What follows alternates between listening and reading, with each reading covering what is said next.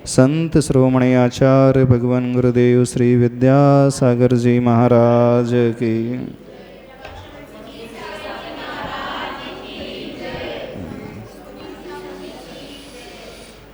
इस मूकमाटी महाकाव्य में कल तक जो विषय हमने देखा, पेज नंबर 162 तक, हमें परिधि की ओर नहीं, दृष्टि केंद्र की ओर करना चाहिए। पर्याय की ओर नहीं, द्रव्य की ओर होना चाहिए। परिधि में भ्रमण है, केंद्र में रमण है। परिधि में पतन है, केंद्र में जतन है। वैसे पतन कोई भी व्यक्ति चाहता नहीं है, उत्थान ही चाहता है, लेकिन जो कार्य किया जाता है वह पतन का ही नजर आता है।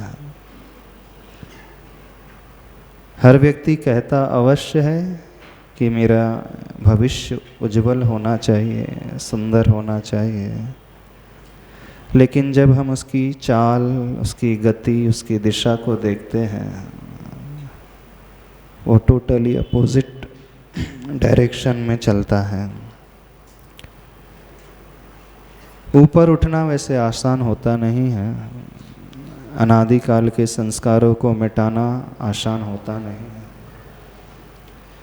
जो हैबिट, जो आदत बन चुकी है, उस आदत को बदल करके नए संस्कार गढ़ करके आगे बढ़ना हर एक के वश की बात होती नहीं। लेकिन जितने लोग भी आगे बढ़े हैं, नियम से उन्होंने अपने पुराने संस्कारों को तोड़ा है,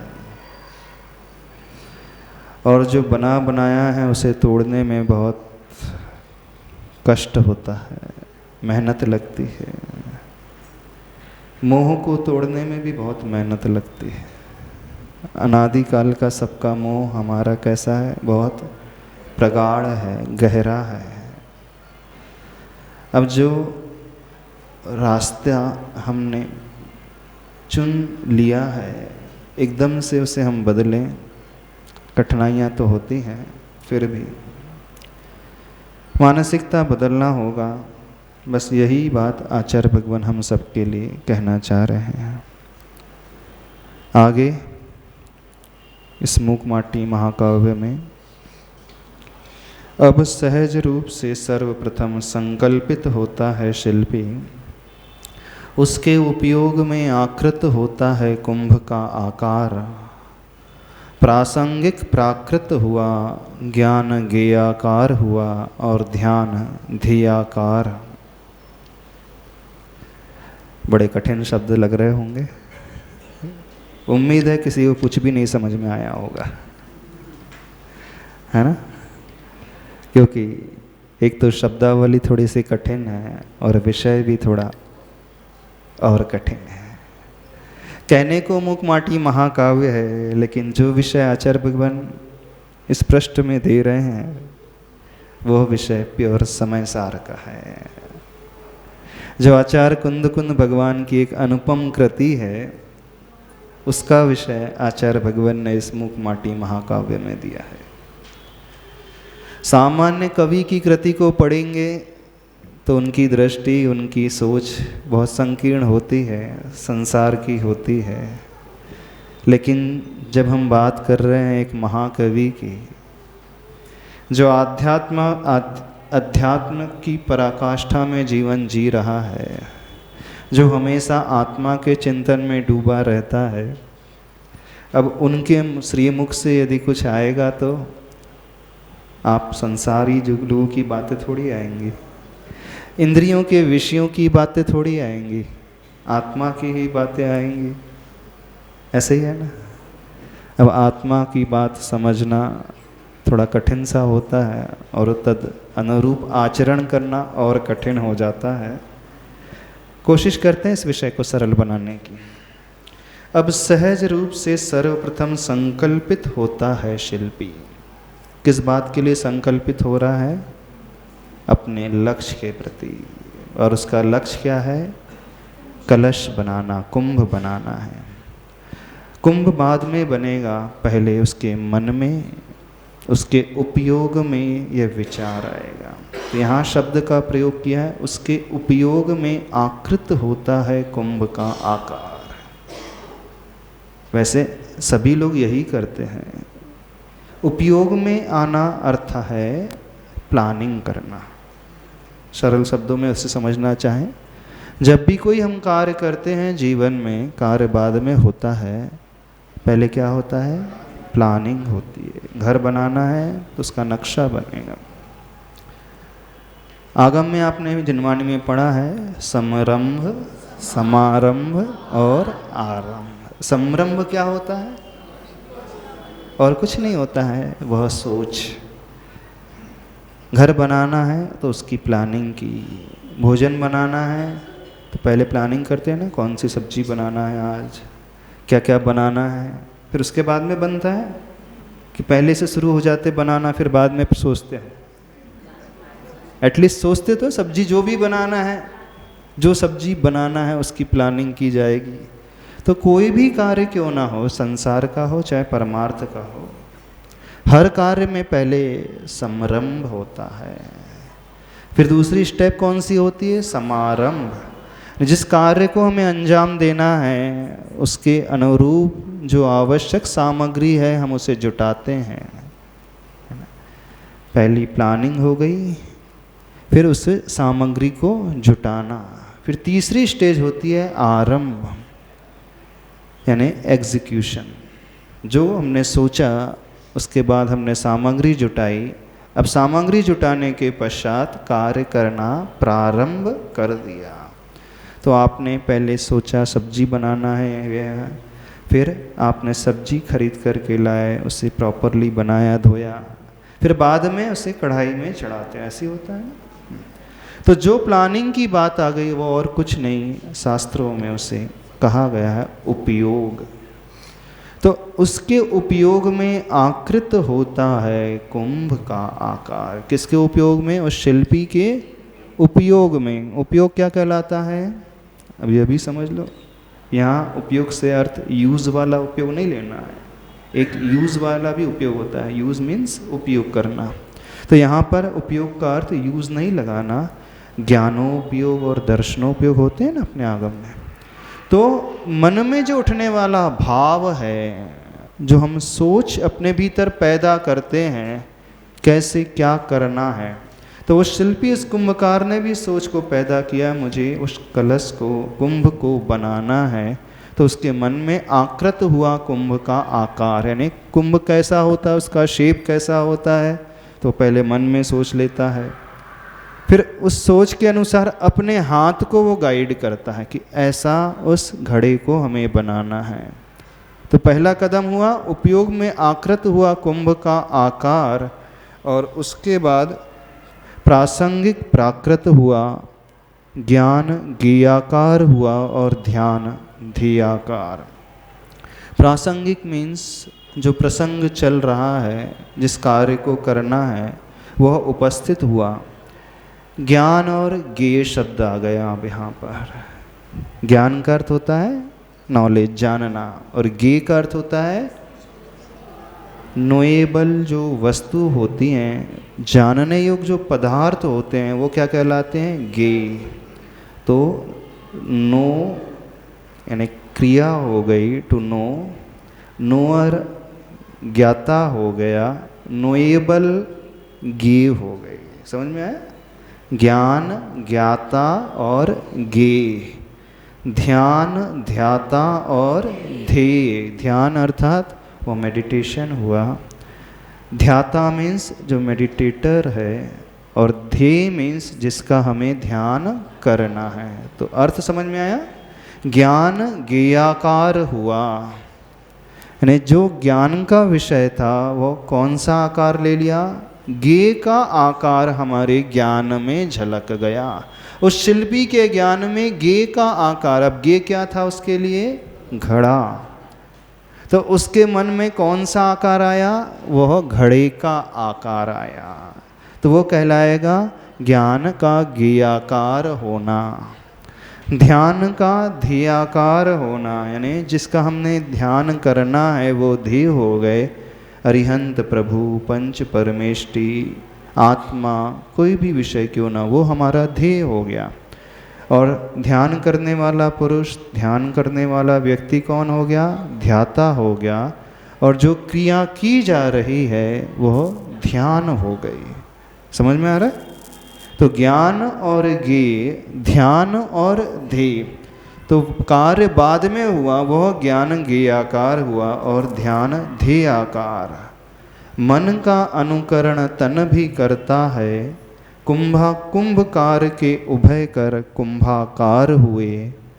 प्राथमिक छुवन हुआ माटी के भीतर अपूर्व पुलकन, आत्मीयता का अथ सा लगा लो रह रह कर। तरह तरह की माटी की मंजुल छवियाँ उभर उभर कर ऊपर आ रहीं, क्रम क्रम से तरंग क्रम से रहस्य के घूंघट में निहित थी जो चिर से। अब क्या हुआ? मन का अनुकरण तन भी करता है। जो हमने मन में सोच लिया उसी के अनुसार हमारी बॉडी भी रिएक्ट करने लगती है। यदि हमने किसी के प्रति बुरा भाव किया तो हमारे एक्सप्रेशन भी, हमारी आंखें भी वैसी हो जाती है, हाथ का इशारा भी वैसे ही होने लगता है, मुख से शब्द भी वैसे ही निकलते हैं। तो क्या हमारा तन, हमारा शरीर जो है किसका अनुकरण करता है? मन का अनुकरण करता है। तो जो हम सोचते हैं वही सोच हमारे शब्दों में आ जाता है, वही सोच हमारी हैबिट, क्रिया में आ जाता है, एक्टिविटी में आ जाता है। तो कहा जाता है man is the product of his thoughts. मनुष्य जो है, व्यक्ति जो है, अपने विचारों का उत्पाद है। किसका प्रोडक्ट है वो? उसके जो विचार होते हैं वो वैसा ही अपने आप को बना लेता है। उत्पाद मीन वो प्रोडक्ट। तो हम कैसे हैं? आप कैसे हो? बस जैसी हमारी सोच है वैसे ही हम हैं। जो हम सोचते हैं वही हमारी क्रिया में रिफ्लेक्ट होकर के बाहर आ जाता है। वही वो शब्दों का उच्चारण भी करने लगता है। तो सर्वप्रथम देखना, संसार में क्या होता है, यात्रा कैसे प्रारंभ होती? पहले मन से होगी, फिर वह वचन में जाएगी, फिर वह काय पर पहुंचेगी। संसार की पाप भी करता है व्यक्ति तो पहले मन में सोचेगा, फिर वह वचन, फिर उसके पश्चात शरीर का उपयोग करेगा। अब लेकिन जब हमें धर्म के कार्य करना हो, पुण्य के कार्य करना हो, अच्छे कार्य करना हो, तो उसकी यात्रा कैसे होगी? अंतर समझना, पूरा रिवर्स चलता है वो चक्र। पाप की यात्रा, संसार की यात्रा की शुरुआत मन से, फिर वो वचन से, फिर तन। लेकिन अब अच्छे कार्य करना है, पुण्य के कार्य करना है, व्रत उपवास करना है, स्वाध्याय करना है, सामायिक करना है, पूजन विधान करना है, तो एकदम से मन लग जाता है आपका? नहीं, पहले हमें कायक में लगाना पड़ता है। जैसे बच्चा होता है, पहले उसे जब मंदिर भेजा जाता है तो मन से नहीं जाता, वो लालच से जाता है, चॉकलेट के लालच से जाता है।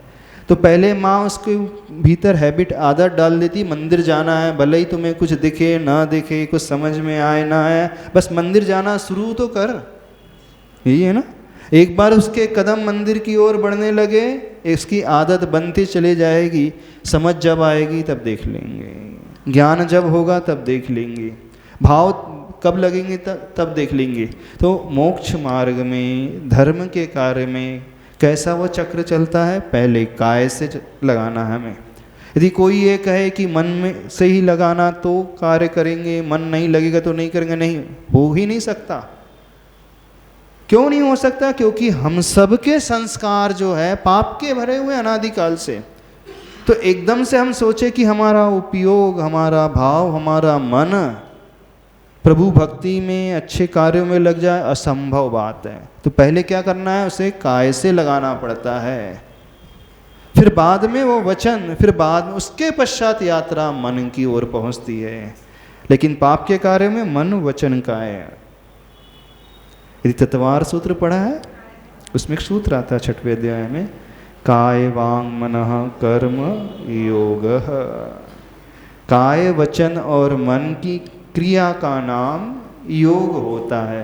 तो समझ में आ रहा है, जब भी पाप होता है तो पहले मन फिर वचन काय। लेकिन धर्म के क्षेत्र में हमें काय को लगाना पड़ता है। करो तो सही, कुछ तो करो। द्रव्य हिंसा से तो अपने आप को बचाओ, द्रव्य पाप से तो बचाओ, भाव पाप भाव हिंसा से बाद में बचाना। तो बिल्कुल इसी प्रकार की यात्रा चलती है। तो हम ये सोचें कि हम पहले दिन से एकदम मन से ही सब कुछ करने लग जाएंगे, हमारी आदत हो जाएगी, इम्पॉसिबल, संभव ही नहीं है वो। तो पहले हमें काय को लगाना है। लेकिन जो मनोविज्ञान कहता है सामान्य से मन का अनुकरण तन भी करता है। तो यही बात यहाँ पर लिखी जा रही है। कुंभकार के उभय कर कुंभाकार हुए। कुंभकार के उभय, उभय का अर्थ होता है दोनों, कर मतलब हाथ, दोनों हाथ कैसे हो गए, कुंभाकार, कुंभ का आकार ले लिया उन दोनों हाथों ने। यानी हाथ का इशारा कैसा हो गया, कुंभ के आकार में। प्राथमिक छुवन हुआ माटी के भीतर अपूर्व पुलकन, आत्मीयता का अथ सा लगा। जिसकी प्रतीक्षा वो माटी न जाने कितने भवों से, कितने हजारों करोड़ों वर्षों से कर रही थी, और एकदम से वह यात्रा शुरू हो जाए तो एक अपूर्वी आनंद का अनुभव होता है, जिसके बारे में आप वर्षों से सोच रहे हैं और वह मिलना शुरू हो जाए। तो पहला जो क्षण होता है कैसा होता है, हाँ? चाहे वो संसार में हो चाहे मोक्ष मार्ग में। और अच्छे से समझा दे, नहीं समझा? जब कोई लड़का लड़की देखने जाता है हाँ, क्या होता है? जब पहली मुलाकात होती कैसी होती? हाँ, जब पहले गुरु के दर्शन होते हैं, जब पहले गुरु का वो आशीष मिलता है, जिसकी वर्षों से वो प्रतीक्षा कर रहा था, जिसने भावना भाई थी, कब आचार्य भगवान मुझे आशीर्वाद देंगे। कैसे आशीर्वाद देंगे? दूर से नहीं, अपना हाथ मेरे सिर पे रखेंगे। और मान लो आचार्य भगवान ने अपना हाथ सिर पे रख दिया और उनका स्पर्श हमने पाया, तो क्या हो जाएगा? पूरा शरीर, पूरा हृदय, पूरा मन, पूरी आत्मा के एक एक प्रदेश रोमांचित होते हैं, हो जाएंगे कि नहीं? बिल्कुल ऐसा ही होता है। जब हम लोगों की दीक्षा हुई थी तिलवारा घाट 2004 में जबलपुर में, गुरु का जो स्पर्श था वो एक अद्भुत स्पर्श, उसके लिए तो हर कोई तरसता है। और मात्र स्पर्श ही नहीं, वह संस्कार आचार्य भगवान के हाथों से, वह सिर के ऊपर वह स्वास्तिक लिखना, वह सिर के ऊपर श्रीकार का लेखन करना, वह पिच्छिका से आशीर्वाद देना, यानी जिसकी तड़पन वर्षों से नहीं भवों भवों से रही हो, क्योंकि मुनि बनना तो कई भवों की भावना का परिणाम होता है, एक ही भव की भावना का परिणाम नहीं होता है। और वह भी पंचम काल में, जहाँ चारों तरफ एक अंधाधुंध दौड़ लगी हो विषयों की ओर, उस दौड़ से परांगमुख होकर के, मुख मोड़ कर के इस ओर यदि कोई कदम बढ़ा ले तो समझना यह संसार का सबसे बड़ा आश्चर्य है। इससे बड़ा आश्चर्य संसार में कोई नहीं। बाकी के आश्चर्य तो बाहर के आश्चर्य होते हैं, वो जड़ के पुद्गल के आश्चर्य होते हैं।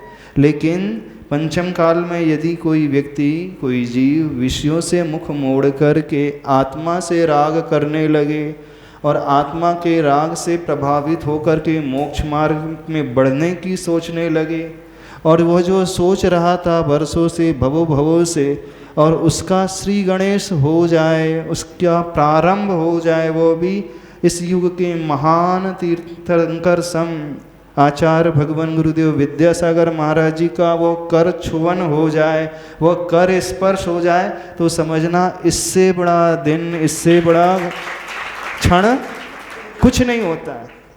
ये कब पैदा होता है भाव? जिसकी तड़पन व्यक्ति को बहुत बहुत वर्षों से रहती है, बहुत बहुत समय से रहती है।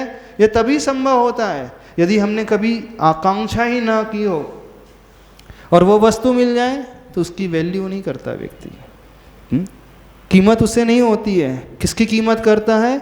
जिसकी तड़पन उसके हृदय में कई वर्षों से रही हो, बहुत समय से रही हो, और बहुत मेहनत के पश्चात, बहुत पुरुषार्थ के पश्चात, कठिन परिश्रम के पश्चात, पसीना बहाने के पश्चात वह मिल जाए तो कैसा आनंद का अनुभव होता है। आप लोग किसका इंतज़ार करते हैं? जिसके पास घर नहीं है ना, वो इंतज़ार करता है काश कभी तो मेरा अपना स्वयं का मकान होगा। सपने ही देखते रहता है। वो किराए के मकान में गुजर बसर करता है। जो ज़्यादा नहीं कमाता है वो यही सोचता रहता है, हे प्रभु कभी तो वो दिन आएगा कि मैं भी अपना घर खरीद सकूं, बना सकूं, और वह उसका सपना साकार होने लगे तो उसका आनंद कुछ अलग ही प्रकार का होता है। तो ऐसा ही घटनाक्रम यहाँ पर घटित हो रहा है। भावों को समझने की कोशिश करना। कितने लोगों के मन में ऐसी तड़पन हुई, ऐसी प्यास जगी है, ऐसी ललक जगी है किसी को पाने की, विषयों की नहीं कह रहे हैं, हाँ, कुछ अच्छा पाने की तड़पन कभी जागी मन में, जिसका इंतजार आपने बहुत समय से किया हो। शायद विषयों की तो बहुत तड़पन जागी होगी, हर एक को जागती है, हर एक के मन में रहती है।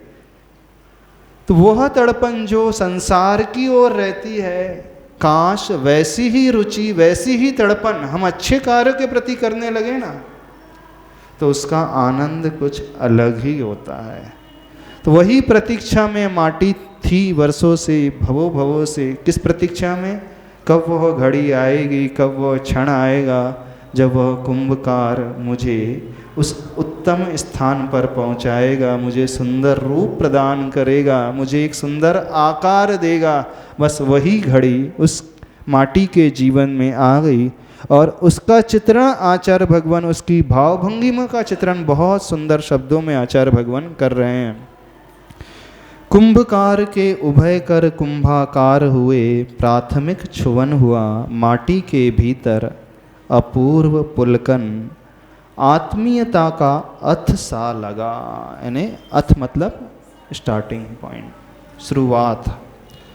लो रह रह कर तरह तरह की माटी की मंजुल छवियाँ उभर उभर कर ऊपर आ रही हैं। सुंदर सुंदर उसकी छवि जो रूप है निखर निखर करके आ रही हैं। क्रम क्रम से, तरंग क्रम से रहस्य के घूंघट में निहित थीं जो चिर से। ने एक एक क्रम का उल्लंघन कर, जैसे तरंग आती है ना किसी सरोवर में, तालाब में कोई कंकड़ फेंकता है तो एक के बाद एक तरंग उठते चले जाती हैं और विलीन होते चले जाती हैं। तो उसी तरंग क्रम से उस माटी के जीवन में भिन्न भिन्न छवियाँ उभर करके आ रही थीं।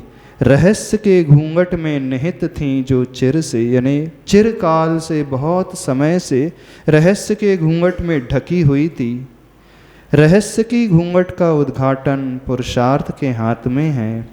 रहस्य को सूंघने की कड़ी प्यास उसे ही लगती है जो भोक्ता संवेदनशील होता है। यह काल का कार्य नहीं है।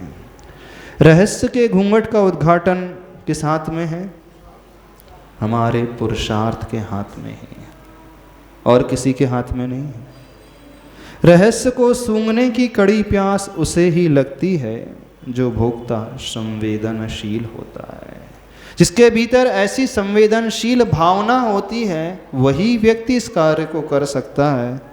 यह काल का कार्य नहीं है, यानी जो व्यक्ति काल के भरोसे बैठे रहते हैं, जो व्यक्ति काल लब्धि के भरोसे बैठे रहते हैं, जो व्यक्ति भाग्य भरोसे बैठे रहते हैं, जब मेरा भाग्य जागेगा तब मुझे मिल जाएगा, जब मेरा काल आ जाएगा तब वो वस्तु प्राप्त हो जाएगी, जब मेरी काल लब्धि आ जाएगी तब मुझे सम्यक दर्शन हो जाएगा, जब काल लब्धि आ जाएगी तो गुरु का समागम मिल जाएगा, जब काल लब्धि आ जाएगी तो सारी अनुकूलता बन जाएगी, जब सब काल आएगा तो सब कुछ अपने आप होता चले जाएगा।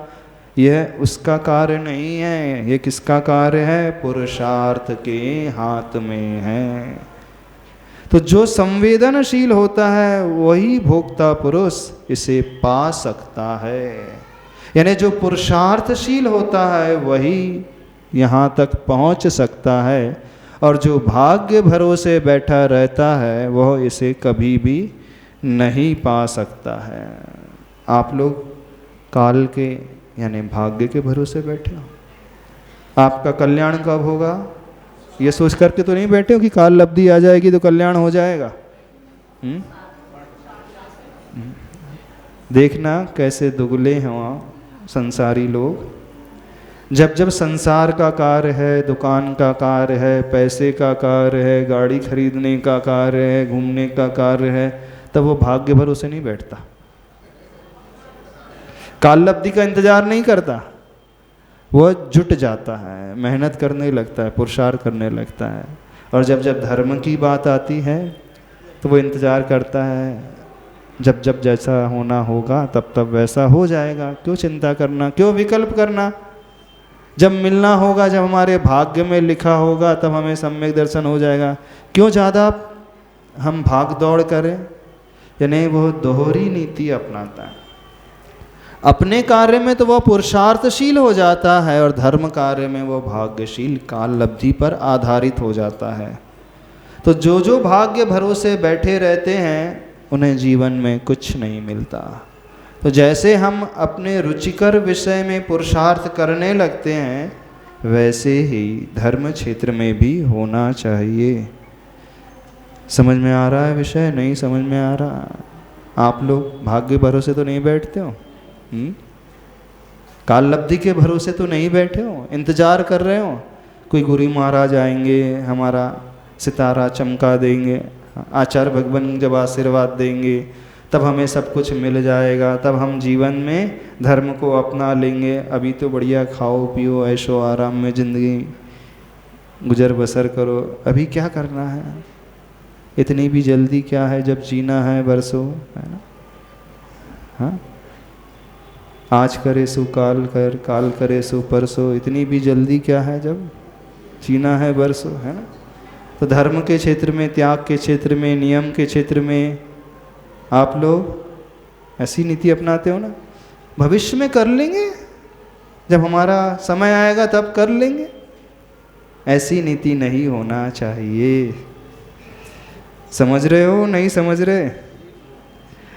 जिसके निकट पास करण यानी कर नहीं होता है वह पर का कुछ न करता न कराता। जिसके पास चरण चर नहीं होता है वह स्वयं न चलता, पद भर भी न ही चलाता पर को। Page number 164। काल निष्क्रिय है ना, क्रय विक्रय से परे है वह। अनंत काल से काल एक ही स्थान पर आसीन है, पर के प्रति उदासीन। तथापि इस भांति काल का उपस्थित रहना यहाँ पर प्रत्येक कार्य के लिए अनिवार्य है। परस्पर यह निमित्त नैमित्तिक संबंध जो रहा। क्या कहा जा रहा है? जिसके पास करण नहीं, करण यानी कर नहीं होता वह पर का कुछ नहीं करता, न ही करा सकता।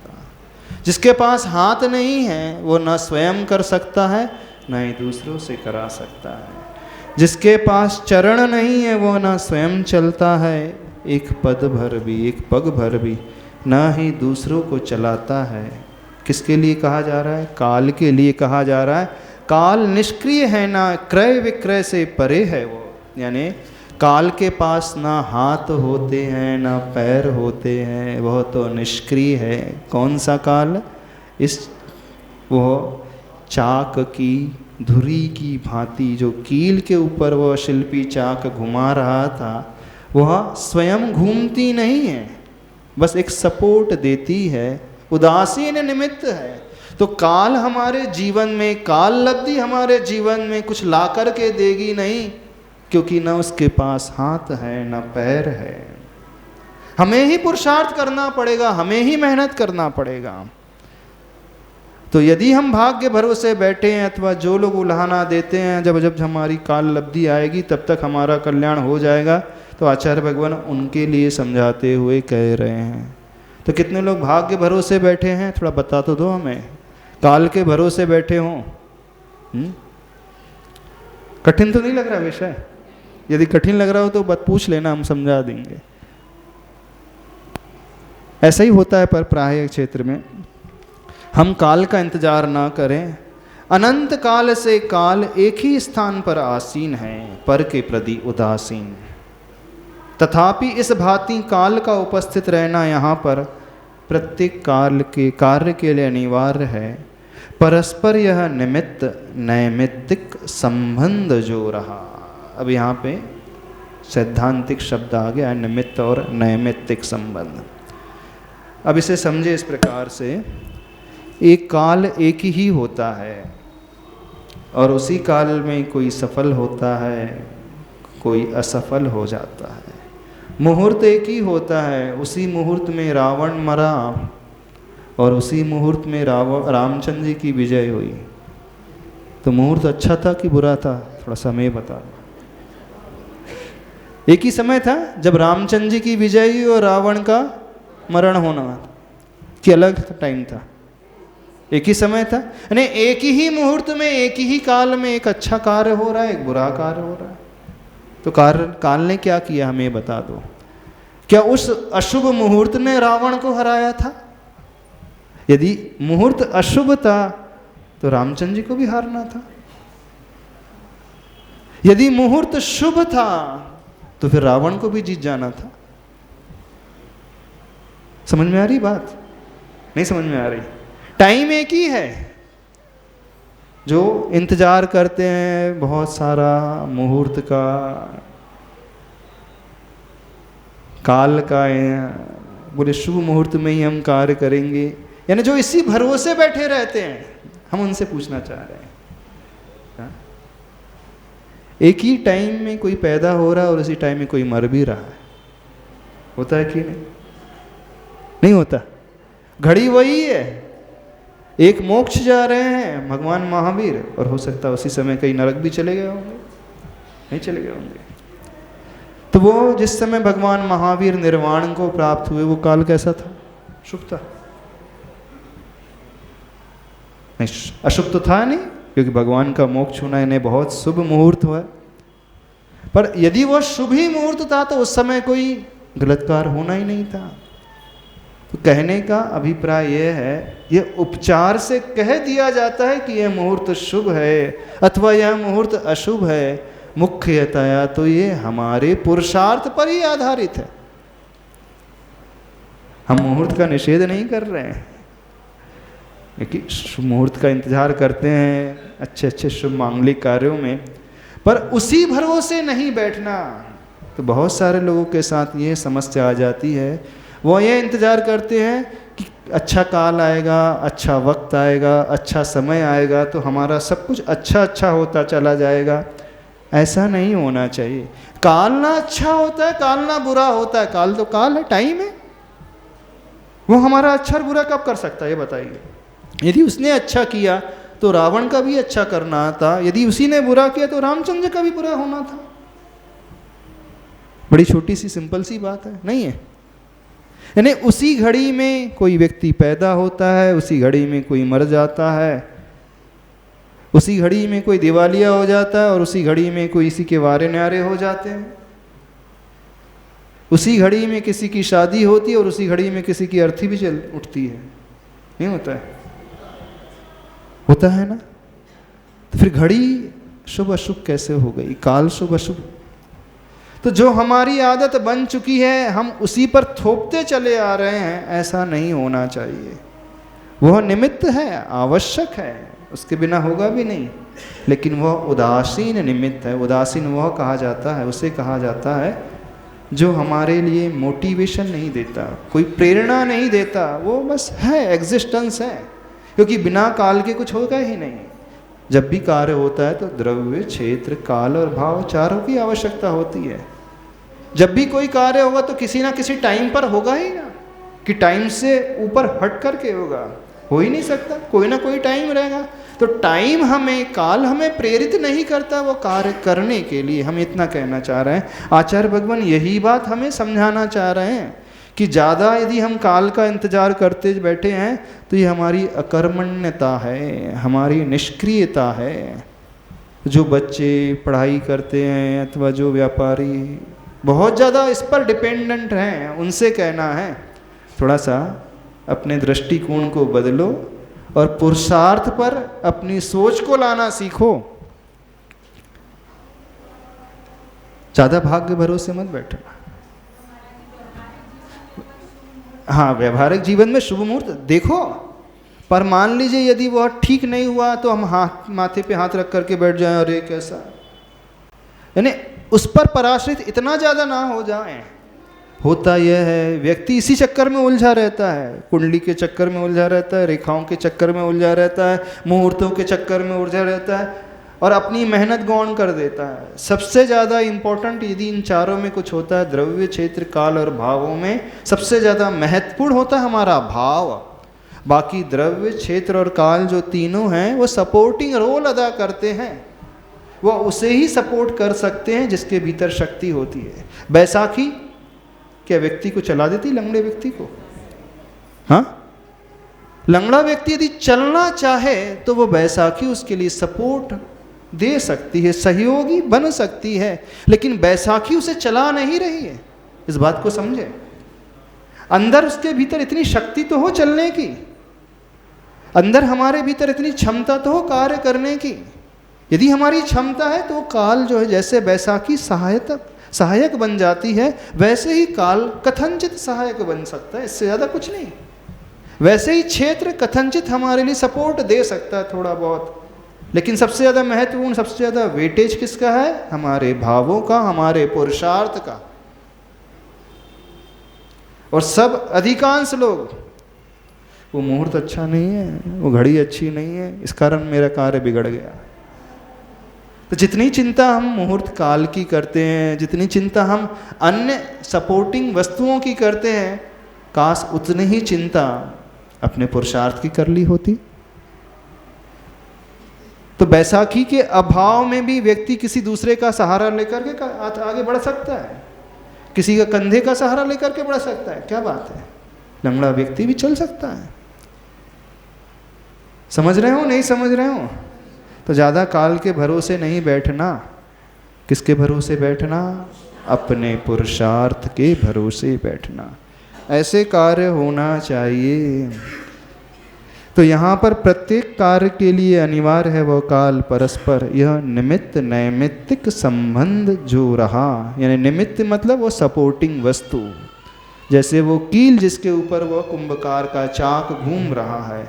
नैमित्तिक मतलब क्या होता है? वो कार्य जिसमें घटित होता है। तो घड़ा बनना ये नैमित्तिक कार्य हुआ, और वो चाक, वो कुंभकार, वो लकड़ी, वह कील, ये सब क्या हो गया? उसके लिए निमित्त हो गए, सहयोगी हो गए। तो जितने भी सपोर्टिंग रोल अदा करते हैं वो हमारे लिए निमित्त कहे जाते हैं, लेकिन जिसके भीतर वो कार्य संपन्न होता है, यानी उपादान जिसके भीतर होता है, और वह कार्य कहलाता है नैमित्तिक। तो यहाँ शास्त्रीय शब्दों में इसे समझने की कोशिश। निमित्त मतलब जो सपोर्ट कर रहा है, और उस सपोर्ट का आश्रय लेकर के, आलम्बन लेकर के जिस कार्य को हम कंप्लीट करते हैं वो कहलाएगा नैमित्तिक। तो काल क्या हुआ? निमित्त हुआ। और नैमित्तिक क्या हुआ? घड़ा बनना, घड़े का निर्माण होना, ये नैमित्तिक हो गया। गुरु का आशीर्वाद हमारे लिए सपोर्ट अदा करेगा। गुरु का आशीर्वाद देंगे और आप पढ़ाई नहीं करोगे तो पास हो जाओगे? नहीं, आचार्य श्री ने आशीर्वाद दे दिया है तो अब पास तो होना ही है, टॉप कर लेंगे ना। तो आचार्य भगवान का आशीर्वाद हमारे लिए प्रेरणा दे सकता है, निमित्त बन सकते हैं। पुस्तक हमारे लिए निमित्त बन सकती है, प्रकाश लाइट हमारे लिए निमित्त बन सकती है, लेकिन पढ़ना तो हमें स्वयं होगा। ज्ञान तो हमारे भीतर है कि ना बुक्स में ज्ञान है, बुक में तो शब्द हैं, वो हमारी सपोर्ट एक्टिंग रोल अदा कर सकती, इससे ज़्यादा कुछ नहीं, लेकिन कार्य तो हमें ही करना है। समझ रहे हो नहीं समझ रहे हो? तो दूसरों के भरोसे ज़्यादा नहीं बैठना। किसके भरोसे बैठना? अपने उपादान, अपनी शक्ति के भरोसे ज़्यादा बैठो। तो जो व्यक्ति अपनी शक्ति, अपनी कैपेसिटी को पहचान लेता है, वही व्यक्ति जीवन में सफलता की श्रेणियों को चूमता है। और जो व्यक्ति एकमात्र निमित्त पर, दूसरों पर आधारित रहता है, वह ज़्यादा आगे नहीं बढ़ सकता। दूसरे का सहारा लेकर के हम कितना चल पाएंगे? थोड़ी दूर। लेकिन चलना तो हमें अपने ही पैरों से होता है, नहीं होता। मान लीजिए वो खींच करके भी ले जाएगा, कितना घसीटेगा? मुर्दे को कितना घसीट सकता है व्यक्ति? थोड़ी दूर। यदि उसके भीतर शक्ति ही नहीं, जान ही नहीं है, तो वो चलेगा ही नहीं। तो हम इतने ज़्यादा डिपेंडेंट ना हो जाएं, हम ये कहना चाह रहे हैं, पराश्रित ना हो जाएं किसी पर। हम डिपेंडेंट हों तो अपने ऊपर हों, अपनी शक्ति को पहचानें, अपने पुरुषार्थ को उस योग्य बनाएं। तो कहने का अभिप्राय है, पुरुषार्थशील बनना सीखो, न कि भाग्य भरोसे, काल के भरोसे बैठना सीखो, न किसी दूसरे के भरोसे बैठना सीखो। ये भी नहीं होना चाहिए। जो व्यक्ति दूसरों पर आधारित रहता है, वो ज़्यादा ऊंचाइयों को नहीं छू सकता। इस बात को समझना। जो व्यक्ति पर के आलम्बन को थोड़ा तो लेता है लेकिन बाद में छोड़ देता है, वही व्यक्ति ऊपर बढ़ सकता है। इसे अपने संसार के क्षेत्र में भी लगाना। जो व्यक्ति बिजनेस करता है, पर ही आधारित रहेगा, उसी से हर सारी चीज़ पूछेगा, भैया कहाँ से खरीदना, कहाँ बेचना, कैसा रखना, कितना बढ़ पाएगा वो? हाँ, घर का थोड़ा बहुत चला लेगा, इससे ज़्यादा नहीं। लेकिन आगे कौन बढ़ता है? जो स्वयं डिसीजन लेता है। ऐसे ही होता है ना। जो स्वयं अपनी क्षमता का उपयोग करता है, मैदान में आगे बढ़ता है, वही व्यक्ति ऊंचाइयों को छूता पाए। तो आगे बढ़ने के लिए, मंजिलों को पाने के लिए हमें पुरुषार्थशील होना चाहिए। समझ रहे हो नहीं? पुरुषार्थ और भाव। अच्छा, द्रव्य, क्षेत्र, काल और भाव। भाव मतलब हमारे भीतर उठने वाले परिणाम। वही परिणाम हमारे शब्दों में आएंगी, वही शब्द की यात्रा फिर हमारे शरीर में झलकेगी। तो वही भाव जो है, उसके लिए एक सबसे पहला पॉइंट बना, जो पूर्व पृष्ठ में कहा गया था ना, उपयोग की धारा। तो पहले जो कहा गया, मन का अनुकरण तन भी करता है। तो जो भाव हमारे भीतर उत्पन्न होते हैं, उसी भाव के अनुसार हमारा शरीर भी कार्य करता है, यह कहा जा रहा है यहाँ पर। तो हम वैसे ही बनते हैं जैसा हम सोचते हैं। हमारा अच्छा अथवा हमारा बुरा होना किस पर आधारित है? हमारे ही विचारों पर आधारित है, हमारी ही सोच पर आधारित है। तो जिसकी जितनी अच्छी सोच, जिसकी जितनी अच्छी विचारधारा होती है, वह व्यक्ति उतना ही अच्छा बनता है। वो आप कैसा बनना चाहते हो? इस कारण एक बात हमेशा कही जाती है कि अच्छे भाव रखा करो। धर्म के क्षेत्र में क्या कहा जाता है? भाव हमेशा अच्छे रखना चाहिए, अच्छी सोच हमेशा रखना चाहिए, अच्छी सोच के अनुसार ही चलना चाहिए। तो जैसे हमारे भाव होंगे, उसी के अनुसार हमारी हैबिट बनती चली जाएगी, हमारी आदत बनते चले जाएगी, और उसी के अनुरूप हम होते चले जाएंगे। तो हमारा ऊपर उठना, हमारा अच्छा होना किस पर आधारित हुआ? हमारे ही भावों पर, हमारे ही परिणामों पर। आगे बढ़े तो समय हो जाएगा। मान, पेज नंबर 164। मान घमंड से अछूती माटी, पिंड से पिंड छुड़ाती हुई कुंभ के रूप में ढलती है। कुंभाकार धरती है, धरती के साथ धरती के ऊपर उठ रही है। क्या कहा गया? मान, घमंड, गर्व से अछूती माटी, पिंड से पिंड छुड़ाती हुई। 2 बार पिंड शब्द का उपयोग किया। आप बोलते ना, उससे पिंड छूट जाए, उससे पीछा छूट जाए। तो एक पिंड का मतलब हुआ पीछा, और एक पिंड का अर्थ हुआ यह पुद्गल, शरीर। तो वह माटी जो मान से रहित थी, मान से अछूती थी, उसने उस जो लौंदे रूप पिंड था, माटी का जो पहले आकार था, जिस कुंभकार ने माटी को लौंदे के रूप में ढाला था, उस पर्याय से पिंड को छुड़ा करके, यानी अपने शरीर से छुड़ा करके कुंभ के रूप में ढलती है। अब वो माटी नहीं रही, अब क्या बन गई? वो कुंभ बन गई, घड़ा बन गई, कलश बन गई। कुंभाकार धरती है, यानी कुंभ के आकार को ही धारण करती है। धरती के साथ धरती के ऊपर उठ रही है। धरती का अर्थ होता है धैर्य, पेशेंस। अब देखना, 2 बार धरती का प्रयोग किया, धरती वर्ड।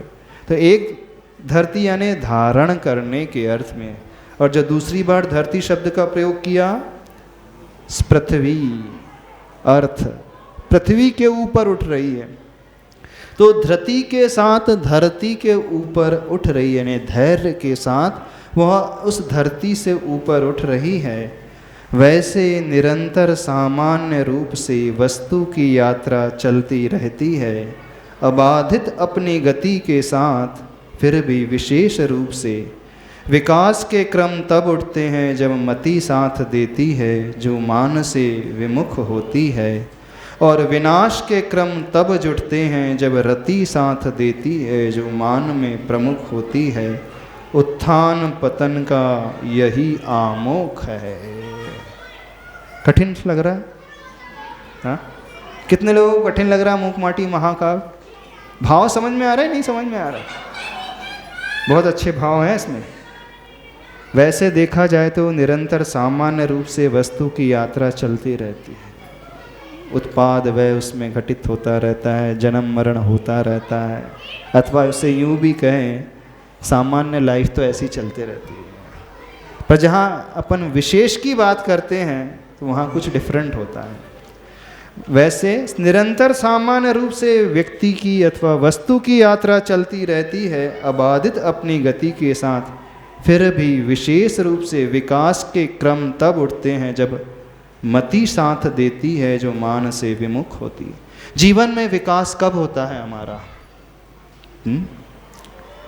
कब होता है आपका विकास? कब हुआ आपका विकास? तो आचार्य भगवान समझा रहे हैं, जब हमारी मति यानी हमारी बुद्धि साथ देती है, जब हमारा ज्ञान हमारा साथ देता है। लेकिन कैसा ज्ञान, कैसी बुद्धि? जो मान से विमुख होती है। यदि हम मान चाहेंगे तो हमारा कभी भी विकास नहीं होगा। बिल्कुल मान करके चलना, आंतरिक विकास भी नहीं होगा और बाहरी विकास भी नहीं होगा। सब छोड़ना आसान है, लेकिन मान को छोड़ना। अच्छे अच्छे पढ़े लिखे ज्ञानी विद्वान लोग भी, समझदार लोग भी छोड़ नहीं पाते, नहीं छोड़ पाते। अपने अहम को, अपने मान को नहीं छोड़ पाते। समझते तो हैं सभी लोग, मति है, बुद्धि है, लेकिन फिर भी नहीं छोड़ पाते, नहीं छोड़। कोई झुकने को तैयार ही नहीं होता। बोले कि मैं क्या कम हूँ, मैं क्यों झुकूँ, मैं अपने मान को क्यों छोड़ूँ, मैं क्या कम हूँ? ऐसे ही होता? नहीं होता। आचार्य भगवान को सभी लोग मानते हो ना? नहीं मानते। आचार्य भगवान ने अपने जीवन में ऊंचाइयों को क्यों छुआ, कैसे छुआ? आचार्य भगवान बहुत डाउन टू अर्थ रहते हैं, बहुत विनम्र हैं। जो व्यक्ति जितना विनम्र होता है, मान से रहित होता है, वह उतना ही ऊपर उठता है। आचार्य भगवान इतनी महान हस्ती, इतने महान साधक, सब कुछ है, लेकिन किसी छोटे से बच्चे से बात करते हैं ना, तो आप कह करके बात करते हैं। 8 साल का बच्चा भी आ जाए, बालक आ जाए, तो आप करके बात करते हैं। और आप लोग, हाँ, हाथ पैर में दम नहीं और हम किसी से कम नहीं है। कैसे? अपने पास कुछ ज्ञान नहीं, कोई शक्ति नहीं, कोई गुण नहीं है, कोई क्वालिटी नहीं है, फिर भी झुकने को तैयार नहीं होते हैं। सामने वाले को रिस्पेक्ट देना है सीखते ही नहीं। तो सीधी सी बात है, जो व्यक्ति जितना देता है वह उतना ही पाता है। इस बात को समझना। जितना हम दूसरों को देंगे, हम दूसरों के लिए नहीं दे रहे हैं, हम अपने लिए ही देते हैं। कहने में आता है हम दूसरों को देते हैं। धर्म की कोई भी क्रिया दूसरों के लिए नहीं होती है। जब आप किसी को रिस्पेक्ट दे रहे हो तो उसके लिए नहीं दे रहे हो, उससे हमारे गुणों का विकास होता है। और जिससे हमारे गुणों का विकास हो रहा है तो फायदा तो हमें हो रहा है, उससे कहाँ फायदा हो रहा है। मूलाचार ग्रंथ में विनय को मोक्ष का द्वार कहा है।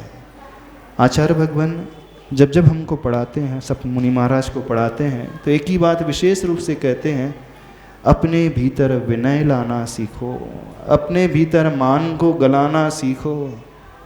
जिस साधक ने मान को गला दिया वो बहुत ऊंचाइयों को छू जाता है। भले ही उसे शाब्दिक ज्ञान ना भी हो, भले ही वो बड़ी बड़ी तपस्या ना भी करता हो, बड़े बड़े व्रत उपवास ना भी करना जानता हो, फिर भी उसका कल्याण हो जाएगा बहुत जल्दी। मान रहित अवस्था जो विनय की होती है वो अंतरंग तप है, तप। और तप से हमें फ़ायदा होता है कि दूसरों को फ़ायदा होता है? थोड़ा सा हमें बताओ। जब आप उपवास करते हो तो आपके कर्मों की निर्जरा होगी कि सामने वाले की? हाँ? अच्छा, एक प्रश्न पूछते हैं, बहुत सिंपल सा, बहुत विषय एकदम स्पष्ट हो जाएगा। कितने लोग दूसरे के उपवास को देख करके कहते हैं कि नहीं उसने 10 उपवास किया तो मैं भी 10 उपवास करूंगा, मुझे भी 10 उपवास करना है। यदि एक व्यक्ति कहे कि मैंने 10 किया तो तुम्हें भी 10 करना पड़ेगा, ठीक कह रहा है वो? मैंने 10 लक्षणी किए तो तुमको भी 10 लक्षणी करना है। क्यों? उसकी शक्ति अलग है, आपकी शक्ति अलग है, ऐसी है ना? तो विनय के क्षेत्र में क्या होता है, जब सामने वाला विनय करता है तब आप करते हो। आप क्या कहते हो? वो झुकेगा तो मैं झुकूंगा, समझना? वो मान को छोड़ेगा तो मैं छोड़ूंगा।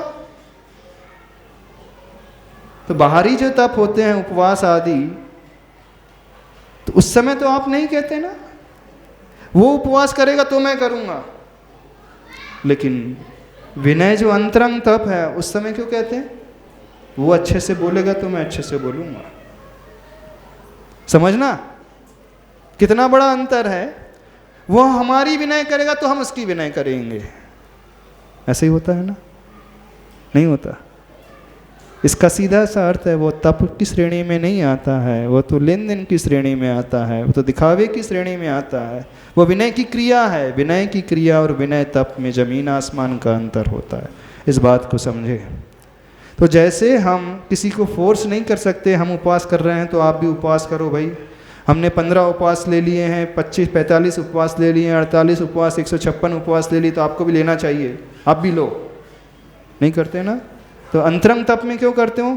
आप विनय करोगे तो हम करेंगे। बस ये भावना रहेगी तो कभी भी विकास नहीं होगा। आचार्य भगवान नहीं कह रहे हैं विकास के क्रम तब उठते हैं जब मति साथ देती है, वो जो मान से विमुख होती है। और विनाश के क्रम तब जुड़ते हैं जब रति साथ देती है, जो मान में प्रमुख होती है। उत्थान पतन का यही आमुख है। उत्थान और पतन का यही एक रास्ता है। तो देखो आचार्य भगवान इतने महान साधक, और उनकी चर्या देखना, उनका विनय गुण देखना, उनका मान से रहित व परिणाम देखना, बस यही एक सबसे प्रमुख कारण है आज इस युग में जो सबसे बड़े आचार्य परमेष्ठी माने जाते हैं, सबसे महान साधक माने जाते हैं, उन्होंने अपनी उस मान कषाय को जीता। और संसारी व्यक्ति वो नहीं जीतना चाहता। कहता तो है कि वे एक बहुत महान साधक हैं, हमें भी उन जैसा बनना है, लेकिन करता कुछ नहीं। तो आप लोग जीवन में उत्थान चाहते हो कि पतन चाहते हो? समय हो रहा है, छोड़ना है हमको।